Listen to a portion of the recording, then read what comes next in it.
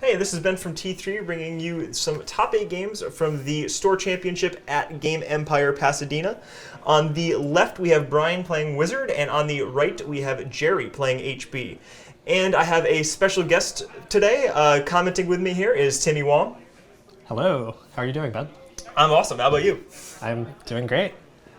This looks like an exciting game. This was the last Store Championship in the SoCal area on March 19th. This is the second round of the top 8 cut, and I have played against both of these players in recent Store Championships, and I know they're both very good. Yeah, and right off the bat, we have both of these players kind of going for it. Gerry's starting to money up, get his board state built up, and Whizzard just getting money with liberated accounts. And I think that's going to be a super solid play, especially with Whizzard's recurring credits. Yeah, this matchup is definitely focused on the economic war.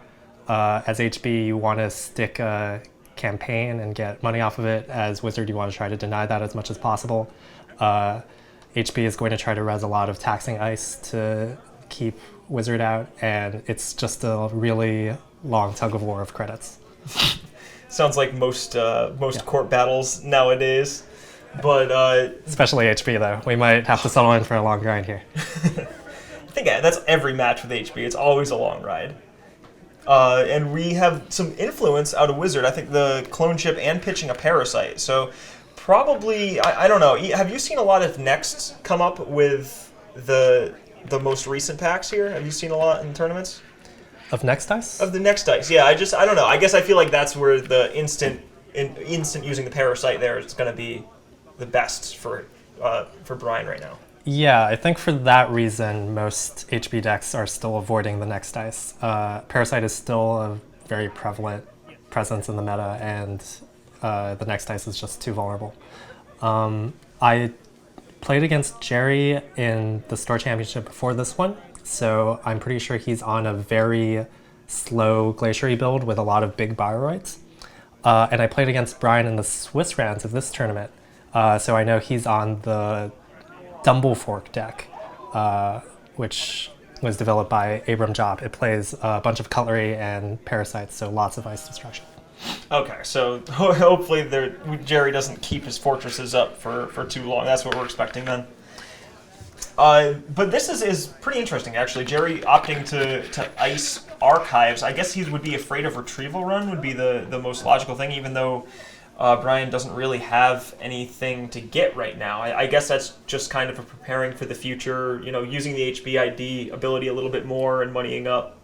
Yeah, as HB, like the cost of putting an ice on archives is so low, especially when your hand is full of cards that you don't want to play yet. It's just like clicking for a credit. And also, Brian has the Data Sucker out, which is already a small archives threat. So this makes it much harder for him to just get a bunch of Data Sucker counters if he wants to parasite something. Oh, especially when you're powering the Faust and the Mimic there too. Those sucker counters are definitely going to be used for some Ichi, I think. So both players are playing the opening very passively. I don't think Whizzard has run yet. Well, he must have run once to get the Data Sucker counter. I didn't see whether that was Archives or one of the other centrals. I think Archives is the only one that makes sense there. It also would give Gerry more of a reason to ice up there. Okay. And Gerry has not made any remote plays. Here's just a Jackson to probably get a better hand, get rid of excess agendas. Mm-hmm.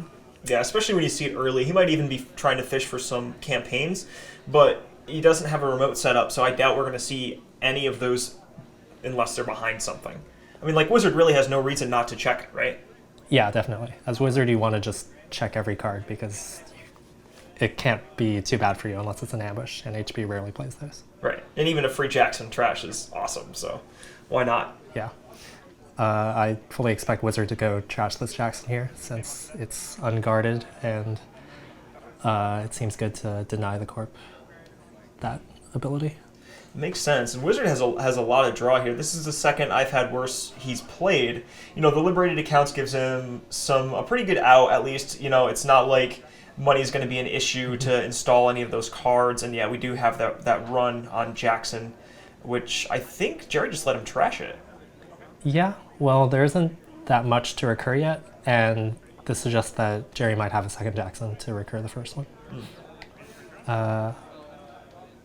Brian has not found his wild side, though. I'm pretty sure he's playing the wild side Pancakes Engine. He has Turntable, but HB is the matchup where that card matters the least, because their agenda is pretty much... They're all 2-pointers anyway. Yeah, they're just points.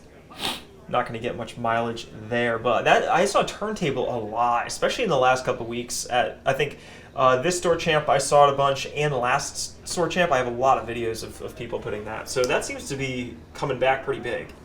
Well, it's fantastic against MBN because Astroscript, it's one of the only cards that counters Astroscript, and MBN is still very, very popular.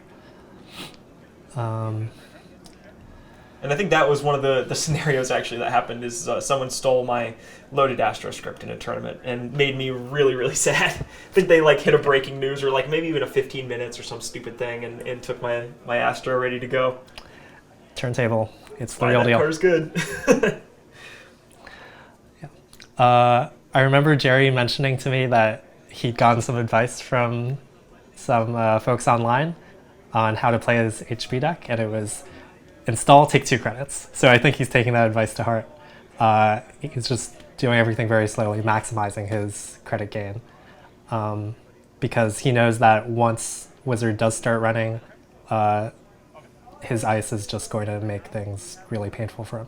And he wants to be able to res as much of that ice as he can. Well, Gerry has a great board state. Really, actually, both of the players they got there really, really fast. 2 ice over the centrals that matter and R&D is really solid. And with Brian only having the Faust and the Mimic, we'll probably see a Corroder as well. But I think that's going to be a majority of what he uses to break here. What he really uses to get in. So if Gerry can start putting on a little bit of pressure here, maybe forcing a run here, as long as it's a safely protected remote, I think Gerry can start doing a little bit of damage. And by damage, I mean score agendas. Yeah, Gerry finally put down a card, so that could be a 3 advancement agenda like Accelerated Beta Test. Whizzard has to decide whether he wants to go check that card. I'm thinking he probably won't, assuming that it's probably just an upgrade or in campaign. Whizzard has been very passive this game. His plan is just to build up for as long as possible so that he can get efficient runs in the late game. Right, but it's not... we've seen exactly what you said. Whizzard just drew cards and played cards. I just think that this is that makes a perfect time for Gerry to actually try and get an agenda through. I agree. We don't see... we don't know if this Wizard's going to run on everything yet. We're not sure how he's going to play it. So being able... If Gerry can get that kind of started and start pumping out a 3 for 2, I think it kind of puts Whizzard on the back foot. Now Whizzard needs to check that remote because you really can't let HB get to 2 or 4 points that quick, I think. Yeah, it would certainly put some pressure on Brian. I think this would be a good spot to try to score out a 3-2.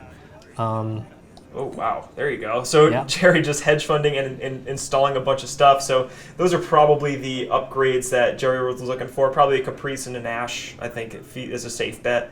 Or maybe he just dumped a Breaker Bay Grid and an Eve or something wacky. But it's hard to say. This HB deck plays so many upgrades. So the possible upgrades are Breaker Bay Grid, Cyberdeck's Fire Suite, Ash, and Caprice. So some combination of those things. Or all of those things. Well, I named 4 things, so it can't be all 4. Well, sure. But or one of these could be an agenda, and we or a campaign. We can both be wrong. Or Jackson. Campaign or Jackson. Basically, there's no way to tell. So okay, this is why I think I wish Gerry had bluffed out or had put out an agenda and just let the Whizzard do his thing, because now Whizzard is much better built up. That David's gonna it's gonna threaten Gerry's Turings certainly. It makes that remote a lot less secure. Looks like Brian was waiting for the David before making a move. Maybe he also saw Gerry's deck. I think they probably did play in the Swiss, so he knows that Gerry has a lot of big ice. Once he has the David, he feels comfortable going after R&D. He does not have a medium though, so this will just be 1 card.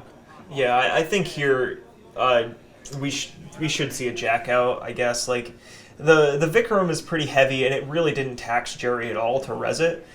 So it's going to cost a bunch of going to cost a bunch of David counters or a bunch of cards, and then he's going to be low going into the next ice, and I just don't think that's worth it, because it could be something terrible. Like if that's an EG2 behind there. Is this Brian's last click? It looked like it was. I think he actually clicked through, or no, he didn't, because he used the David counters. I think it was his last click. He used David to break the brain damage and jacked out. Okay, that makes sense. And then yeah, I don't really like that play because you wasted most of a David and didn't get any accesses, so that seems wasteful.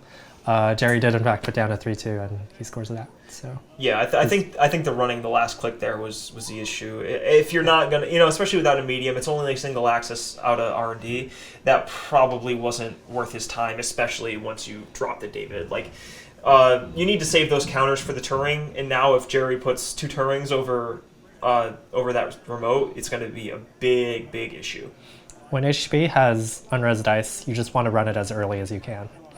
When you have at least 2 clicks to break Bioroids, you just have so many more options. Oh yeah. So Gerry's up 2-0. He still has a big bank, but he also has to keep a big bank to be able to res all this other ice on his other servers. Brian is still digging. He has not found Wildside this game, which I think is really messing up his rhythm. But he needs to start running here. I think he's let Gerry sit back too long. Brian does have a lot of credits on Liberated account. I think that's a fresh Liberated, actually. And he has a respectable board state, really. There isn't a lot of... Okay, so we're seeing a spooned... Forked play. To trash the Vikram. To get rid of the Vikram. That makes sense. But it's like you need to maximize the clicks. You need to at least see what HP has protecting his stuff. I think this would have been a great chance to run the remote, actually. See if we can at least get those rezzed, or if Gerry wants to res to protect his upgrades. I'm not sure I agree with that. I think it's often just more efficient to wait until they put something else down that they want to protect. Just so, like, if you can actually get in, you actually get an agenda or an important asset. Here he's running R&D last click again, which, again, I don't like. He's spending a bunch of cards on fast in order to break this Vikram. It seems like if he ran it first click, he could spend 2 clicks to break 2 subs, and then the last David counter to break the third one, and he could even continue and save fast for the next dice. Yeah. Basically, against HB, you need to figure out how to run most efficiently, how to spend all your clicks so that you're not wasting any resources, because they will grind you out otherwise. Yeah, and even here, we saw Brian pitch the medium. So you're forking R&D. I think playing the medium there, getting a medium counter out of it, it's going to let you put more pressure in the long term, and it's a threat for Gerry. And here we're just going to see an install and probably money up. But the reason I like running on the remote on a situation like that is because Gerry now has to decide whether he wants to show his ice or if he wants to make it a mystery and I guess rely on the ice a little bit more than the upgrades. And at least for me, I always like the information that you gain by running. Yes, but at this point, Brian's already committed to a strategy that doesn't focus on that, right? He wants to get really set up so that he can actually deal with the ice when it's rezzed. And in that case, you want to be able to deal with the ice like the first time you encounter it. Otherwise, the corp gains value in that you have to suffer the effects of the ice, lose clicks to break stuff, and then you have to go through it again later, and they don't have to spend anything that time. Okay, but here, okay. Gerry getting another 3 or 2 pointer, and that architect res over R&D is going to be really helpful. We've seen the ice destruction. Brian has the mimic, so it's just a 2 credit tax, which is good. Well, even more than that, I think it's something that won't go away. So it's at least a constant 2 credit tax. But Gerry will need more there for sure. Definitely. Right now it's okay because Brian doesn't have a medium, so he can't really take advantage of the R&D runs too much. Oh, but here's the medium. So Gerry needs to shore up R&D right away. That's his weak point now, since Brian's been really focused there with getting rid of the Vikram and pretty much only running R&D. Yeah, and that Caprice Trash is going to be huge. big. That's 2 new cards. Yeah. Engineering the Future can also only afford to play 1 Caprice now, thanks to the Most Wanted list. So he's going to need to recur with Archive Memories, probably. Which is fine, but it means he has to use that card. Yeah, and I mean, we know Gerry has it. Brian ran on it last turn, but Gerry able to ice up R&D is going to be huge, and obviously he knows that's his weakness right now. But in even this play here, being able to ice up R&D and then threatening the remote again and the upgrade over R&D, I think that's going to be really solid. That was a really great turn. That's what he needed to do, yeah. With another ice and an upgrade, R&D now looks much more secure. And next turn, Gerry might even think he should purge to stop the medium from getting 3 cards on the next successful R&D run. I think that's what Gerry installed over R&D. I bet you that's a Cyberdex. Yeah. That's also very likely that a Cyberdex is on the board now. But the R&D upgrade could also be an Ash. I could see that. Maybe. Just to slow him down a turn, but that still makes it a successful run, so that still gets the medium counter. Yeah, but it stops Whizzard from accessing that turn unless he wants to beat the trace. Go at it again. Well, the idea is you have a bunch of taxing ice, so that Whizzard has to pay a bunch of money either way. As HP, you can rarely completely keep the runner out, but you can make them pay so much that it's really not worth it. Yeah, heinous amounts of money to see a couple cards.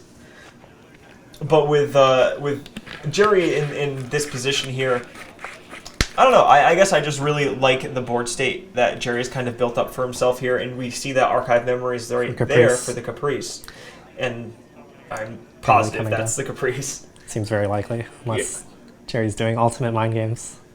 And some more ice. So Gerry's taking a lot of precautions here that would make sense. I would assume now you have to guess that there's at least 1 Turing in that remote. This has been a long time for HP to just kind of go through cards and see stuff. And obviously, HP's greatest defense for the remotes is going to be Turing, especially against Anarch. Well, this Anarch has a David counter, so that Turing will be gone through once for no cost. And then but it's the second Turing that's the problem. He does have 2 clone chips, though, and I think another David in the trash. So is there another one there? Those clone chips will probably be needed for David. David seems like a crucial card in this matchup. Okay. Second ice over R&D is Viper, which is a pretty reasonable choice against Anarchs. It costs a reasonable tax of 3 cards with fast, or 2 cards on loose click. Yeah, that's a pretty good one. It's sneaking past Yogg. Which I haven't actually seen that much. Now that it's on the Most Wanted list, it's tough even for Anarchs to put it in for 1 influence. So. Well, I mean, because would you rather spend the influence for Yogg or a Parasite? Yeah. And I mean, Parasite all the way. And there are so many counters for Yogg also. Lowe's Field just makes you so sad. So. Oh, you were right. It was a Ash over R&D. So how many credits does Brian have? About 5, it looks like. Yeah, about 5. Oh, okay. And the Cyberdex was on 7. Was in the remote on the Breaker Bay grid where it's cheaper to res. Oh, okay. Makes sense. So this is all for 1 card. If Brian wants to pay to get through the Ash. Yeah, interesting. So Gerry chose to pop the Cyberdex there because I think he has to do it before the Ash triggers. And he doesn't want to pump the Ash to keep Whizzard out. So he's going to deny the medium counters and then run the Ash trace without pumping. So Brian decides not to access 1 card, which makes sense. Yeah. He still gets the first new medium counter, so his next R&D will be 2 cards. Oh, is that another... Oh, that's the Install Advance play. That's huge. Yes. Gerry's threatening the win here. So here's a really crucial turn, obviously. And we have to, we pretty positive that the Caprice is in that remote too. Yeah. So Gerry's sitting on, effectively, we'll say 7 or 8 credits in order to keep money for the Caprice side game. Oh no, because there's a Breaker Bay, so it's free to res. He still needs to keep a few credits for the side game, though. Of course. Yeah, and doesn't have too much money left, only 12 credits. still, Brian is also kind of poor. It looks, yeah, it's a good play by Gerry because it looks pretty unlikely that Brian can get in. Especially since he clicked through the last of his liberated accounts. So this is pretty much the money he's got. And Yeah. I mean, like, with only one sucker counter and Faust, he did get the wild cakes out, start getting that engine up. So a little bit of free card draw, but it doesn't look like he has more than 5 or 6 cards in hand. As Brian, I still think you have to go for this, though. Oh, absolutely. There's no way you can take 3 agendas from Centrals because of Global Food Initiative. He has to seal 3 agendas to win. Fast will mean that he can use cards instead of money, so he might be able to get in twice. So if he can get lucky on the side games, he does have a small shot of getting this agenda. It is also possible that this is not a Global Food and Gerry is just bluffing. But like, it's having seen no Global Foods yet, it seems pretty likely that it is a food. Yeah, and either way, this is a really, really great time to either force Brian to come up with an answer when it doesn't look like he has one, and if it isn't a Global Food, that's an awesome bluff. Like that is going to waste so many. Still score an resources. agenda. It's good. Yeah, and then you have to respect every new thing that Gerry puts down, because then it's just going to ultimately waste so much more time for Brian in the long run, especially with the Caprice there. Although, that's kind of here nor there because you have to get in with it either way. Yeah, Brian's deep in the tank. There are a lot of variables here. He has to figure out whether that server has both Caprice and Ash, which, if that is the case, then it's just a nightmare. Those 2 cards form an unholy combo of you're not getting in the server. Yeah, it never feels good. Well, the Breaker Base was the first card that Gerry installed, right? So he runs it first click, which makes a lot of sense. Yeah, totally.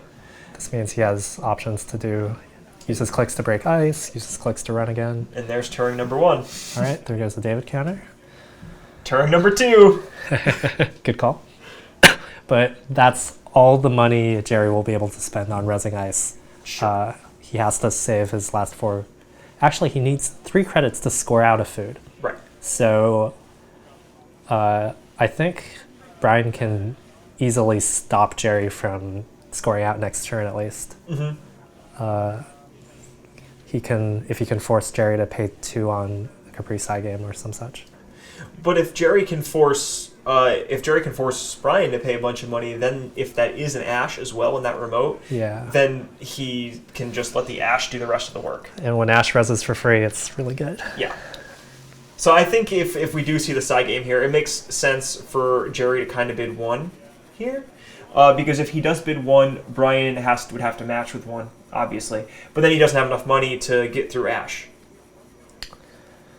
Yeah, how many credits does Brian have? Looks 4? like he's just sitting on the 4 credits. So I think this could be a really tough spot. And I think we're still at the Turing on this run. So he has some options. He can spend his last 3 clicks to break the Turing, and then he has 4 credits. But if there's an Ash, then Gerry can res Ash for free, bump the trace by 1, and then keep Brian out. So that won't work. He can clone chip a David for 3 credits. But then there's no way you make it through Caprice. Or Ash. Either one of those. Well, he's left with 1 credit, so in order for Gerry to guarantee keeping him out with Caprice, he has to spend 2, which means he can't score the food next turn.